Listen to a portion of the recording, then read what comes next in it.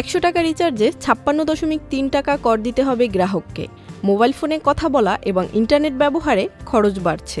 Mobile phone সেবার উপর ৩% সম্পূরক কর বাড়ানোর সিদ্ধান্ত নেওয়া হয়েছে, যা সরকারের পক্ষ থেকে অনুমোদনও দেওয়া হয়েছে। শীঘ্রই এ নিয়ে প্রজ্ঞাপন জারি করা হতে পারে বলে জানা গেছে। জাতীয় রাজস্ব বোর্ড এনবিআর সূত্র জানায়, মোবাইল ফোন সেবায় বিদ্যমান সম্পূরক শুল্কের সঙ্গে আরও ৩% সম্পূরক শুল্ক বাড়ানোর বিষয়টি অন্তর্বর্তী সরকারের উচ্চ পর্যায় থেকে অনুমোদন দিয়েছে। দুটি মন্ত্রণালয় থেকেও অনুমোদন মিলেছে। এখন প্রজ্ঞাপন হলে তা কার্যকর করা যাবে।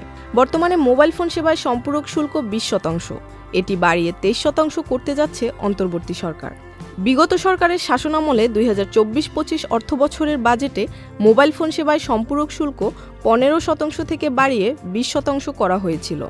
সে অনুযায়ী বর্তমান মোবাইলে ১০০ টাকার রিচার্জ করলে সম্পূরক শুল্ক, ভ্যাট ও সারচার্জ দিতে হয় ২৮.১ টাকা।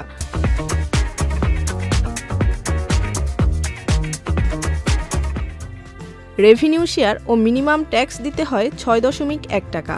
পরোক্ষ কর দিতে হয় ২০.৪ টাকা। অর্থাৎ গ্রাহক ১০০ টাকা রিচার্জ করলে সব মিলিয়ে কর বাবদ কাটা পড়ে ৫৪.৬ টাকা। অন্তর্বর্তী সরকার সম্পূরক শুল্ক আরও ৩% বাড়ালে কর দিতে হবে ৫৬.৩ টাকা। এদিকে মোবাইল ফোন সেবায় দফায় দফায় খরচ বাড়ায় ইন্টারনেট গ্রাহক কমছে। তাছাড়া অনেকে ডাটা ব্যবহারের খরচেও কাটছাঁট করছে। বাংলাদেশ টেলিযোগাযোগ নিয়ন্ত্রণ কমিশনের সর্বশেষ তথ্য অনুযায়ী গত নভেম্বর মাসের মুঠোফোনের গ্রাহক ছিল ১৮,৮৭,০০,০০০, যা গত জুনের চেয়ে ৭৩ লাখ কম। অন্যদিকে জুনের চেয়ে মুঠোফোনে ইন্টারনেট ব্যবহারকারীর সংখ্যা ৯৭ লাখ কমে ১৩,২৮,০০,০০০ নেমেছে। Zerin Sumi, channel I.